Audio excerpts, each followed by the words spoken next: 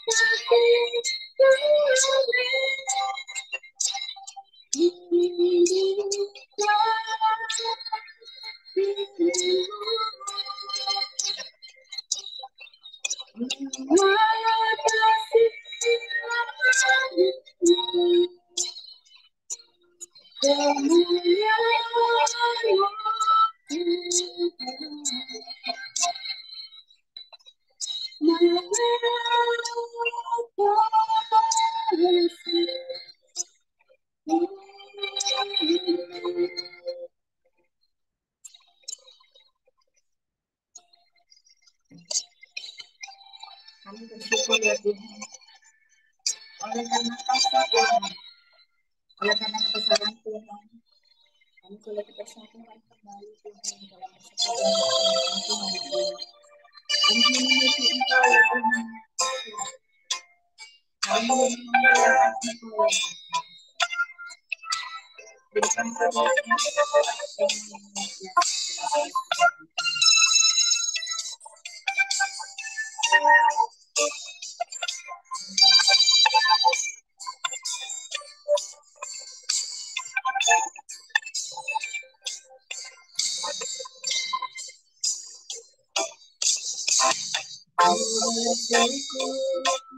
padamu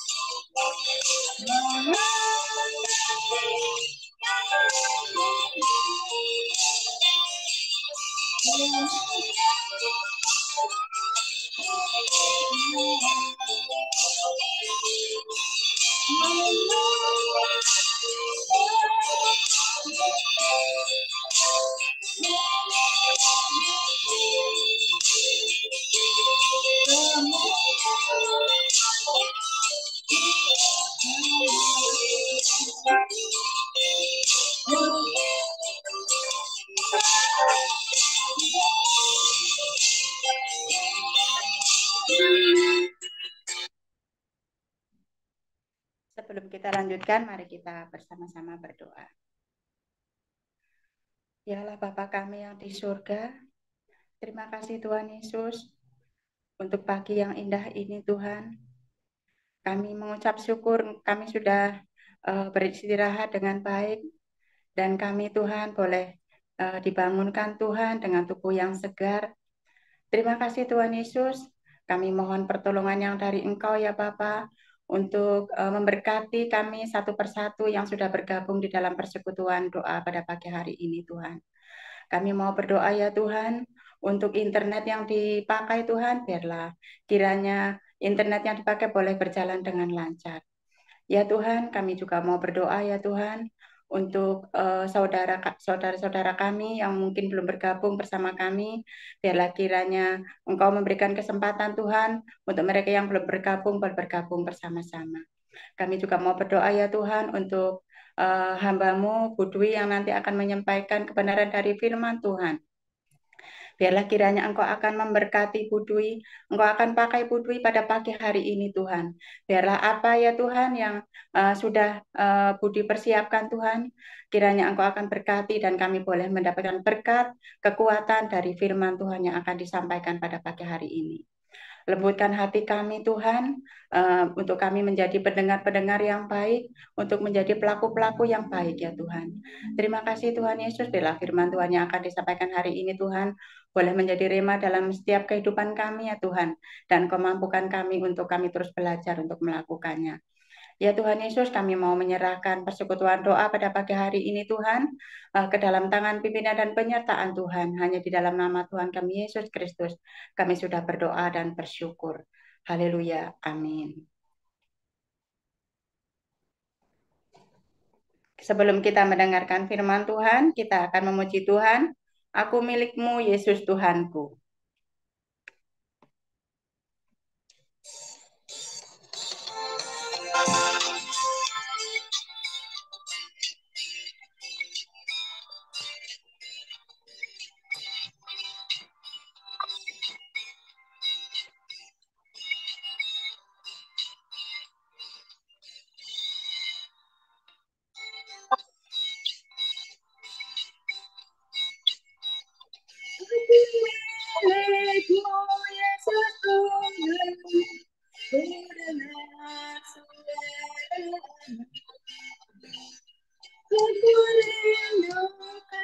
Datang mendengarkan dan diraih oleh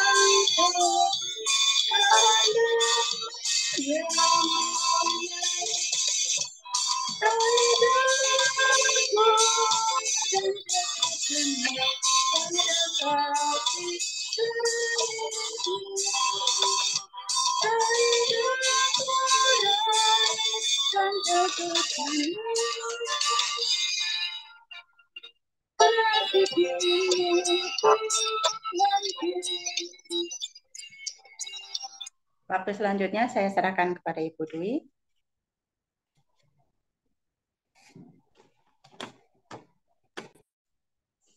Mari kita satukan hati di dalam doa.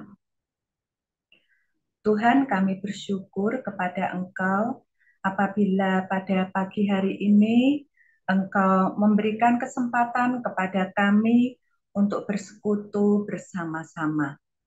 Terima kasih untuk puji-pujian yang telah kami naikkan di hadapan Tuhan. Biarlah puji-pujian kami menyukakan hati Tuhan. Dan sekarang ya Tuhan, saatnya kami akan mendengar firman-Mu. Biarlah kiranya Roh-Mu yang kudus menolong kami untuk menerjemahkan firman-Mu itu di dalam hati dan pikiran kami dan memeteraikannya sehingga menjadi kebenaran iman yang akan senantiasa dapat kami pegang selamanya. Urapi hamba-Mu ini ya Tuhan, dan kami menyerahkan waktu ini ke dalam tangan kasih Tuhan. Dalam nama Tuhan Yesus kami berdoa. Amin. Selamat pagi Bapak Ibu yang dikasihi Tuhan. Pagi ini kita akan belajar tentang keteguhan hati seorang perempuan dalam keinginannya untuk mendapatkan belas kasihan Tuhan. Kita akan membaca dari Injil Matius pasal 15 ayat 21 sampai dengan ayat 28. Saya akan membacanya. Perempuan Kanaan yang percaya. Lalu Yesus pergi dari situ dan menyingkir ke daerah Tirus dan Sidon. Maka datanglah seorang perempuan Kanaan dari daerah itu dan berseru, "Kasihanilah aku ya Tuhan, anak Daud, karena anakku perempuan kerasukan setan dan sangat menderita." Tetapi Yesus sama sekali tidak menjawabnya. Lalu murid-muridnya datang dan meminta kepadanya, "Suruhlah dia pergi. Ia mengikuti kita dengan berteriak-teriak." Jawab Yesus, "Aku diutus hanya kepada domba-domba yang hilang dari umat Israel." Tetapi perempuan itu mendekat dan menyembah dia sambil berkata, "Tuhan, tolonglah aku." Tetapi Yesus menjawab, "Tidak patut mengambil roti yang disediakan bagi anak-anak dan melemparkannya kepada anjing." Kata perempuan itu, "Benar Tuhan, namun anjing itu makan remah-remah yang jatuh dari meja tuannya." Maka Yesus menjawab dan berkata kepadanya, "Hai ibu, besar imanmu, maka jadilah kepadamu seperti yang kau kehendaki." Dan seketika itu juga anaknya sembuh. Nah, Bapak Ibu, kita juga bisa membaca padanan kisah ini dalam Markus pasal 7 ayat 24 sampai 30. Nah, dikisahkan ada seorang perempuan yang mengalami persoalan serius dalam hidupnya. Boleh dikatakan sedang menghadapi masa krisis dalam keluarganya. Matius mencatat perempuan ini adalah seorang perempuan Kanaan. Istilah Kanaan, istilah perempuan Kanaan hendak menekankan adanya perbedaan di antara orang Israel dengan orang-orang non-Israel atau non-Yahudi yang berada di wilayah sekeliling orang Israel atau di sekeliling wilayah Israel. Tentang bangsa Kanaan ini, di dalam perjanjian lama, Allah telah memerintahkan untuk memusnahkannya Pemusnahan orang Kanaan secara menyeluruh diperlukan agar bangsa Israel ini dilindungi dari pengaruh dosa dan penyembahan berhala Kanaan.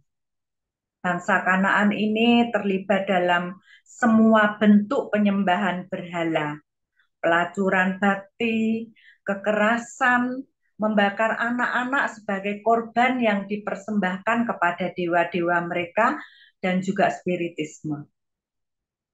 Allah tahu jikalau bangsa-bangsa fasik itu dibiarkan hidup, mereka akan mempengaruhi bangsa Israel untuk berbuat sesuai dengan kekejian yang dilakukan mereka bagi Allahnya bangsa Kanaan itu, sehingga mengakibatkan bangsa Israel berbuat dosa kepada Allahnya bangsa Israel.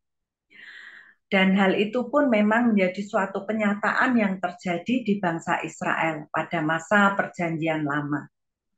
Bangsa Israel tidak memusnahkan semuanya, sehingga mereka mudah sekali terseret dalam penyembahan dewa-dewa Kanaan yang membangkitkan murka Tuhan. Di dalam Matius pasal 15 ayat 22 tadi dituliskan, persoalan atau pergumulan hidup yang dihadapi oleh perempuan Kanaan ini adalah anaknya perempuan kerasukan setan dan sangat menderita. Di dalam Alkitab Bahasa Indonesia sehari-hari dikatakan anaknya kemasukan roh jahat dan keadaannya parah betul.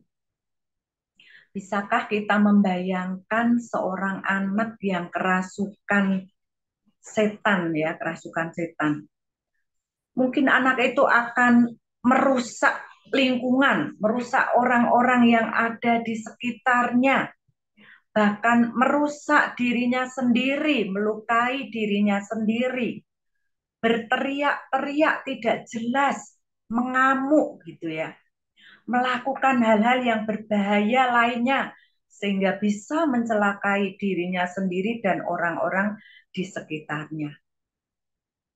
Mungkin anak ini juga dipasung, meskipun anak perempuan, tetapi jika dikuasai roh jahat, tenaganya tentu bisa berlipat kali ganda bila dibanding dengan tenaga laki-laki. Nah, inilah persoalan atau pergumulan yang dihadapi oleh keluarga dari perempuan, seorang ibu dari Kanaan ini.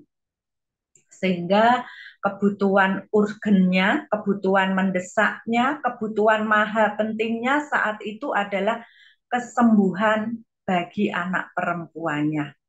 Dibebaskannya anak perempuannya dari kuasa kegelapan atau kuasa jahat.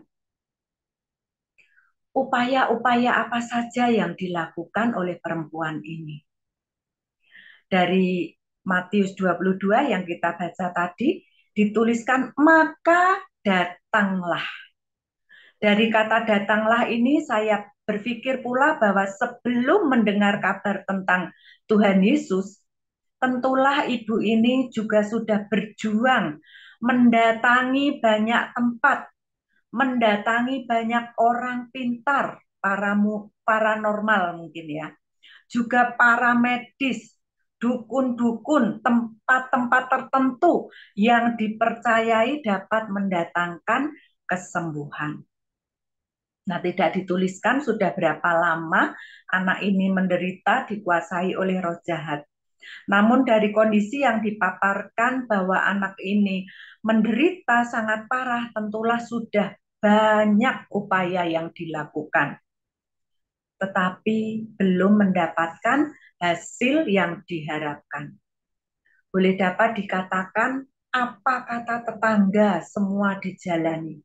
Ada informasi tentang apa, tentang siapa, sudah didatangi. Dan kali ini dia mendengar berita tentang Tuhan Yesus. Pada pasal sebelumnya di Markus 14 ayat 34-35 dituliskan, setibanya di seberang mereka mendarat di Genesaret. Ketika Yesus dikenal oleh orang-orang di tempat itu, mereka memberitahukannya ke seluruh daerah itu, yaitu daerah Genesaret. Maka semua orang yang sakit dibawa kepadanya. Kisahnya berlanjut di Matius 15 ayat 21 yang kita baca tadi.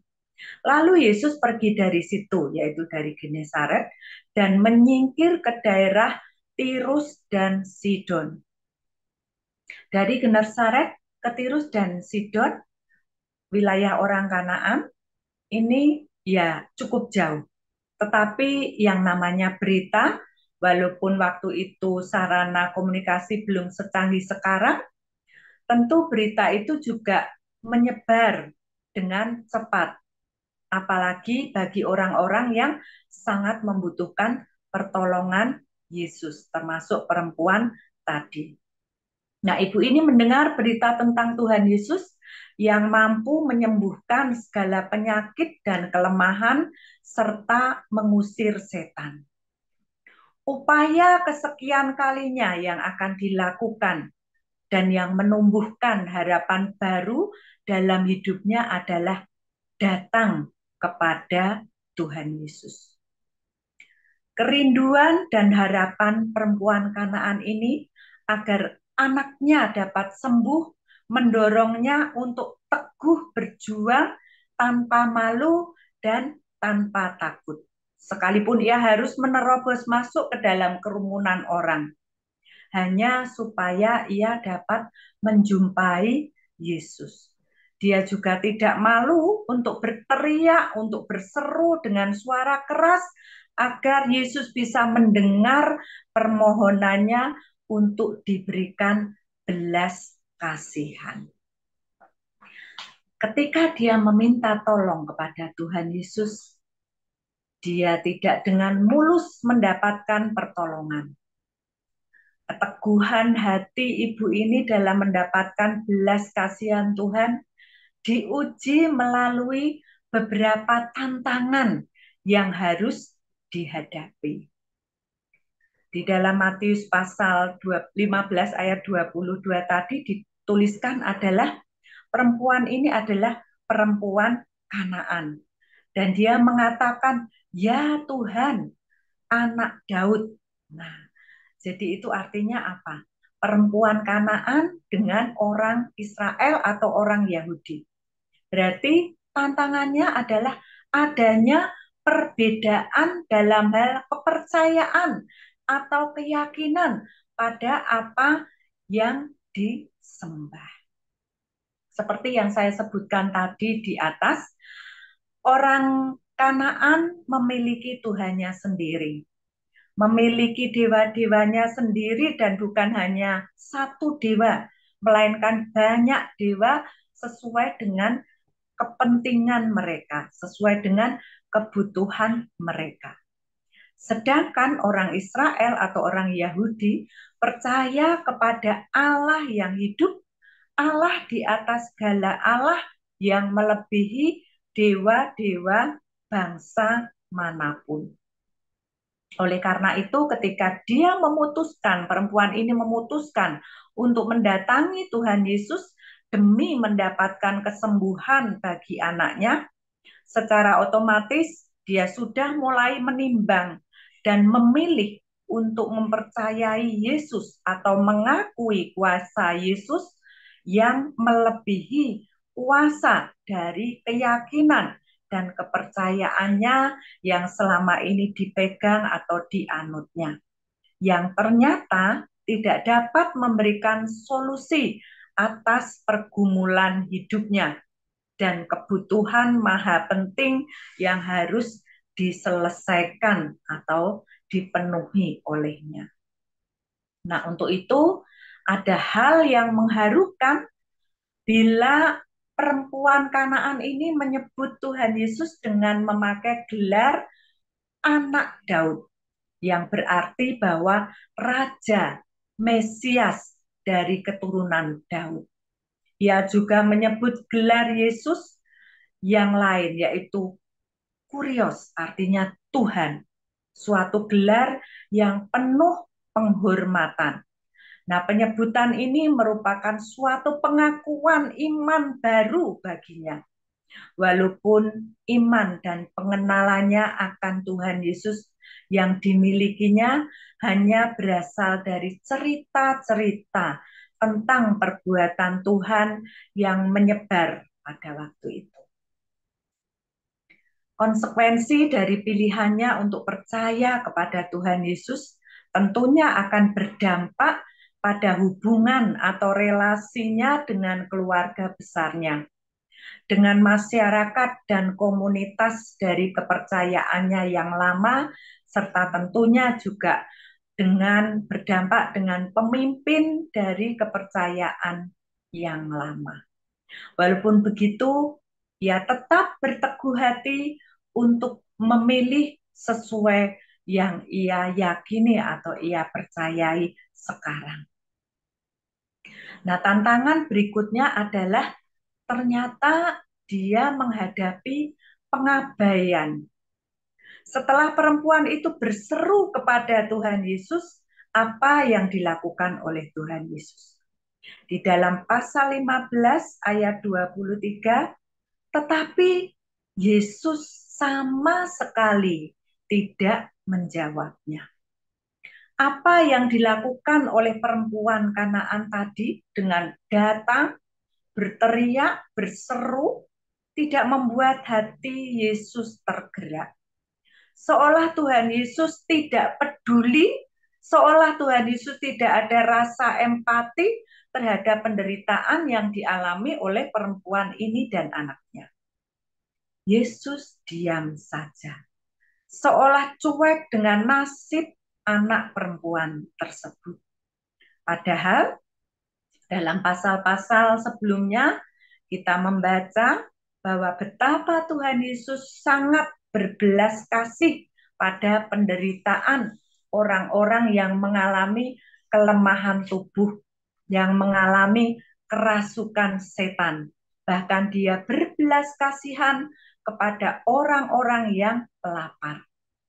Tetapi terhadap perempuan ini, Tuhan Yesus mengabaikannya. Selain mendapat pengabaian dari Tuhan Yesus, perempuan ini juga mendapatkan rasa tidak simpati dan sikap negatif dari para murid yang mengatakan, masih di ayat 23, suruhlah ia pergi, ia mengikuti kita dengan berteriak-teriak.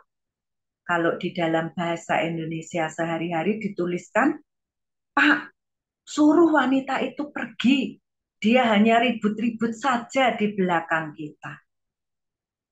Nah, murid-murid ini juga bukannya membantu perempuan ini dengan meminta supaya Tuhan Yesus menolong, malah sebaliknya, menyuruh Tuhan Yesus untuk mengusir karena menganggap hanya ngeributi saja.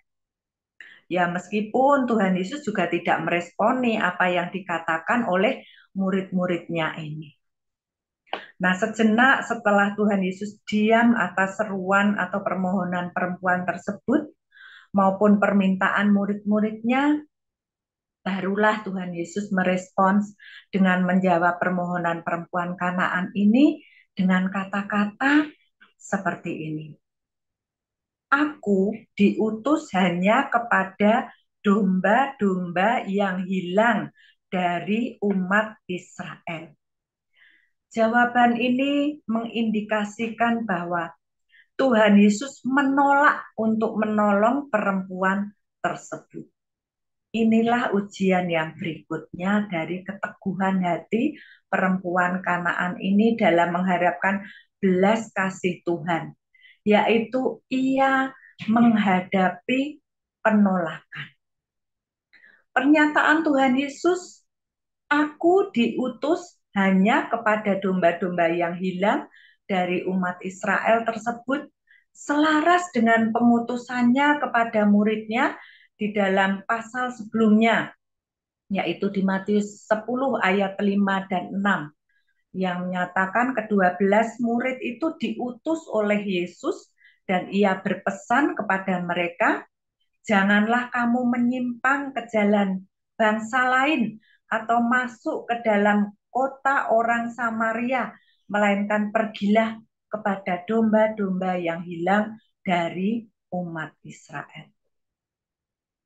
Apakah itu artinya bahwa bangsa-bangsa lain, termasuk bangsa Kanaan, tidak akan memperoleh bagian dari belas kasih Tuhan? Ketika perempuan ini datang, Yesus ingin menyatakan bahwa belum waktunya atau belum saatnya tiba berita itu sampai kepada bangsa-bangsa lain. Bangsa Israel lah terlebih dahulu, baru kemudian bangsa-bangsa lain. Menghadapi penolakan tersebut, perempuan yang teguh hati ini tidak menyerah. Dari awalnya ketika kita lihat dalam pembacaan di ayat 22, dia datang dan berseru atau berteriak, itu artinya tempatnya masih agak jauh, berjarak, meminta belas kasihan. Lalu ketika ditolak, ia memilih bersikap untuk semakin maju dan semakin mendekat. Kalau kita melihat di catatan ayat 25, tetapi perempuan itu mendekat dan menyembah dia sambil berkata, Tuhan, tolonglah aku. Dari awalnya dia mengatakan, kasihanilah aku ya Tuhan. Lalu ketika dia mendekat, ia mengatakan sambil bersujud, sambil menyembah, Tuhan, tolonglah aku. Perempuan Kanaan ini tidak menganggap penolakan Tuhan Yesus sebagai suatu kegagalan. Sebaliknya, penolakan ini membuat dia semakin maju, semakin mendekat.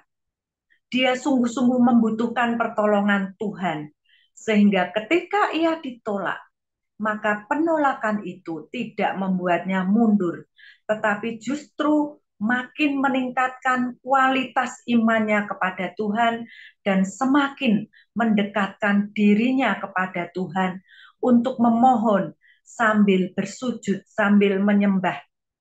Dapat dikatakan bahwa perempuan ini adalah seorang pejuang iman yang sejati.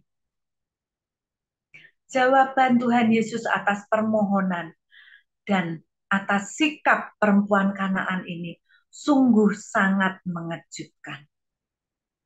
Ia atau Tuhan Yesus menyentuh hal yang sangat sensitif dalam diri manusia atau harga diri manusia. Maka ketika tantangan berikutnya yang dihadapi oleh perempuan adalah perendahan akan harga dirinya. Ini sudah menyinggung harkat dan martabat dirinya dan harkat dan martabat bangsanya. Tetapi Yesus menjawab, tidak patut mengambil roti yang disediakan bagi anak-anak dan melemparkannya kepada anjing. Bagi orang Yahudi, kata anjing adalah pemakaian kata yang umum mereka pakai untuk menyebut orang di luar Israel atau di luar Yahudi. Mereka merasa derajat bangsanya lebih tinggi dari bangsa lain. Jadi, pemakaian kata anjing selain merendahkan harga diri seseorang, juga secara tidak langsung merendahkan harkat dan martabat suatu bangsa. Tuhan Yesus menggunakan bahasa yang umum dipakai oleh orang-orang Yahudi pada waktu itu. Tetapi Tuhan Yesus memperhalusnya. Dia tidak menggunakan kata anjing liar, tetapi anjing perumahan. Anjing kecil, anjing teman dalam rumah tangga yang makannya adalah makan roti. Bukan anjing liar yang makan makanan yang kotor-kotor. Kata anak-anak di sini menunjukkan adalah bangsa Israel. Yesus hendak mengatakan bahwa Injil harus diberitakan kepada bangsa Israel terlebih dahulu. Bapak Ibu yang dikasihi Tuhan, bagi kita para pembaca yang sudah mengetahui ending dari kisah ini, kita bisa mengerti bahwa sikap diam, sikap penolakan, dan sikap yang seolah merendahkan yang dilakukan oleh Tuhan Yesus dimaksudkan untuk menguji iman dari perempuan Kanaan ini. Tetapi bagi perempuan Kanaan yang belum mengerti endingnya, apa yang dilakukan oleh Tuhan Yesus ini merupakan suatu tantangan untuk dia lebih berjuang. Merupakan suatu perjuangan. Dan ia hanya meletakkan satu harapan. Dan pengharapan yang tidak pernah putus memampukan dia untuk melewati semua tantangan. Ujian beratnya adalah perendahan harga dirinya. Perendahan harkat dan martabat dirinya ataupun bangsanya. Nah, Panglima Naaman nyaris mengalami kegagalan dalam hal ini ketika dia disuruh mandi di Sungai Yordan untuk penyembuhan penyakitnya. Dia merasa direndahkan. Tapi akhirnya juga dengan bujukan atau nasihat pegawainya, dia berhasil.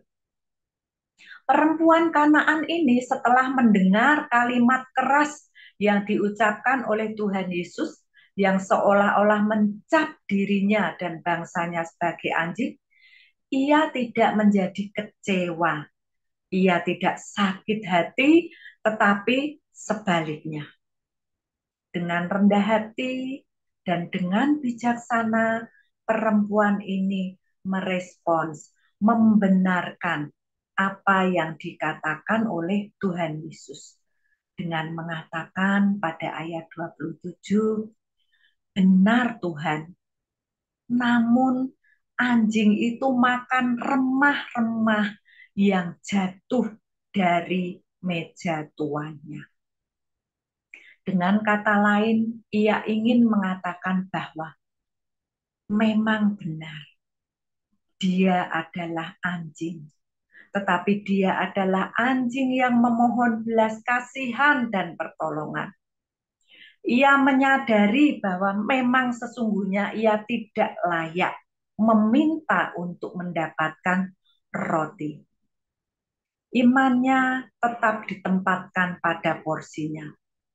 Dia menyadari bahwa mendapatkan remah-remah roti yang jatuh ke lantai, hanya remah-remah saja pun tidak apa-apa. Itu sudah cukup baginya. Sungguh, ini adalah kalimat yang penuh dengan permohonan dan kerendahan hati dan sangat menyentuh hati. Kisah ini bukan hanya sekedar tentang kesembuhan semata, tetapi lebih dari itu adalah perjuangan seorang ibu untuk mendapatkan perhatian dan belas kasihan Tuhan. Walaupun hanya secercah belas kasihan, walaupun hanya remah-remahnya saja. Baginya itu sudah cukup untuk mengusir setan yang menguasai anaknya. Yesus melihat kepercayaan perempuan itu. Walaupun belum saatnya Injil diberitakan, kesembuhan dibagikan kepada bangsa lain. Tetapi iman perempuan ini sungguh sanggup menembus batas-batas kemanusiaan. Kepercayaannya kepada kuasa Yesus tak akan dapat dihalangi dan dibatasi. Bahwa segala sesuatunya mungkin bagi Allah. Pasti akan tergenapi di dalam keluarganya. Atas keteguhan hati dan iman dari perempuan Kanaan ini, Tuhan Yesus memberikan pujian. Matius 15 ayat 28. Maka Yesus menjawab dan berkata kepada perempuan ini, "Hai ibu, besar imanmu, maka jadilah kepadamu seperti yang kau kehendaki." Dan seketika itu juga anaknya sembuh. Di dalam Markus 7 ayat 30 dalam bahasa Indonesia sehari-hari dikatakan, ibu itu pulang. Di rumahnya, ia mendapati anaknya sedang berbaring di tempat tidur. Dan roh jahat benar-benar sudah keluar dari anak itu. Keteguhan hatinya terbayar sudah. Kuasa perkataan Tuhan Yesus mampu menyembuhkan anaknya tanpa harus Tuhan Yesus datang ke rumahnya. Tuhan Yesus melakukan penyembuhan jarak jauh. Bagi perempuan Kanaan ini, datang kepada Yesus adalah pilihan yang tepat. Dan happy ending ternyata untuknya, untuk anaknya, dan untuk keluarganya. Bapak Ibu yang dikasihi Tuhan, dari kisah ini kita belajar. Mari kita tidak menjadikan kebutuhan dan pergumulan hidup kita sebagai alasan untuk kita ini menjauh dari Tuhan. Melainkan sebaliknya, kita menjadikan masa krisis kita, setiap kebutuhan dan pergumulan kita sebagai sarana untuk kita semakin maju, semakin dekat dengan Tuhan. Dalam segala situasi atau keadaan, kita membutuhkan belas kasihan Tuhan. Ketika kita mengharap belas kasihan Tuhan, mari kita lepaskan semua hal yang selama ini sudah menjadi andalan kita, kepercayaan kita yang tidak bisa memberikan solusi kepada kita. Mencari Tuhan, berseru, meneriakkan apapun persoalan kehidupan kita kepadanya.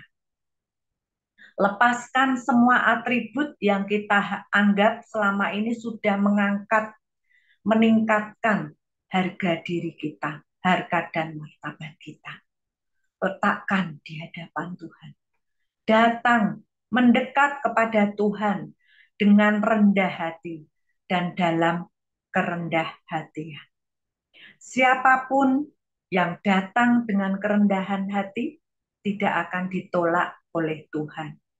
Di dalam Mika 6 ayat 8 mengatakan, "Hai manusia, telah diberitahukan kepadamu apa yang baik, dan apakah yang dituntut Tuhan daripadamu, selain berlaku adil, mencintai kesetiaan, dan hidup dengan rendah hati di hadapan Allahmu." Pernahkah kita merasa seolah mendapatkan penolakan dari Tuhan karena kita merasa Tuhan diam saja? Tuhan tidak menjawab dengan iya sesuai yang kita harapkan. Tetaplah maju dalam kerendahan hati, terus mencari kehendak Tuhan. Happy ending yang Tuhan rencanakan untuk kita mungkin berbeda dengan happy ending yang kita harapkan. Tetapi mari kita tetap bertekun di dalam iman yang benar. Percaya kepada Tuhan dalam segala keadaan dan tetap setia kepadanya. Bahkan ketika di dalam kesulitan yang besar dan tampaknya Tuhan tidak memperhatikan. Menerima dengan ikhlas segala keputusan Tuhan. Untuk mendapatkan roti ataupun remah-remah bagi kita, semua adalah keputusan Tuhan atau hak Tuhan yang dengan kerendahan hati pula kita belajar untuk menerimanya. Sebab rancangan dan rencana Tuhan untuk kita adalah yang terbaik bagi kita. Amin. Tuhan memberkati kita semua. Mari kita bersaat teduh sejenak.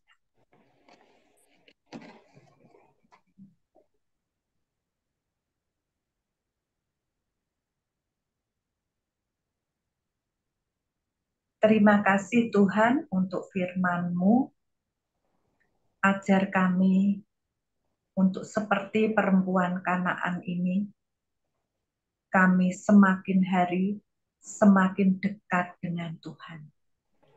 Dan dengan rendah hati menerima keputusan yang Tuhan berikan kepada kami.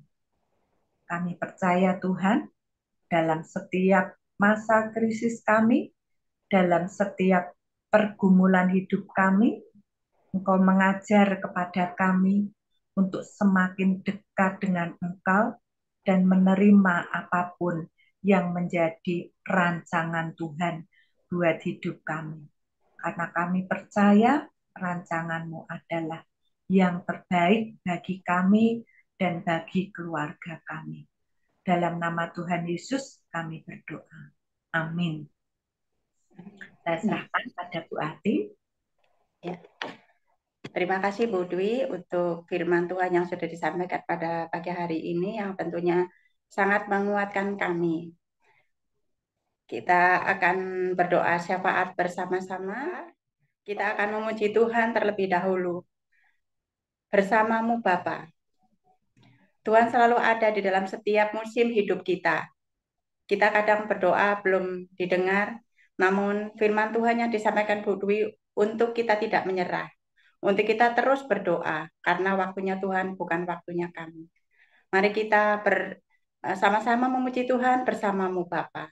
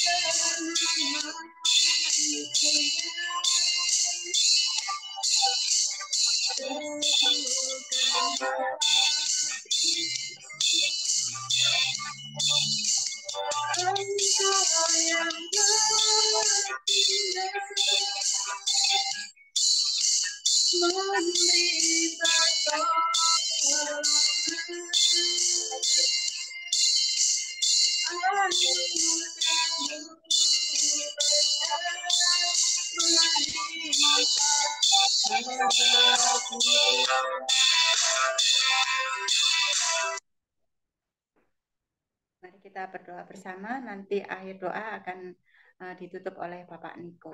Siap kami. Mari kita Dan berdoa. Bapak, kami juga mau terus menyerahkan untuk seluruh jemaat dari GKMI Pengharapan yang ada di segala tempat ya Tuhan.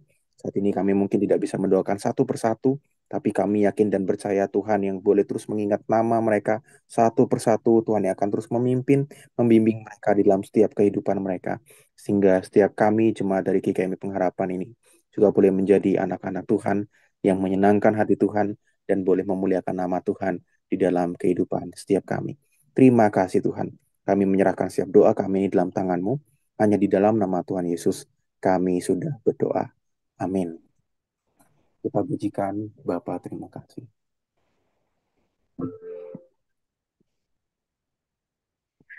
Bapa, terima kasih. Bapa, terima kasih. Bapa, di dalam surga, ku berterima kasih.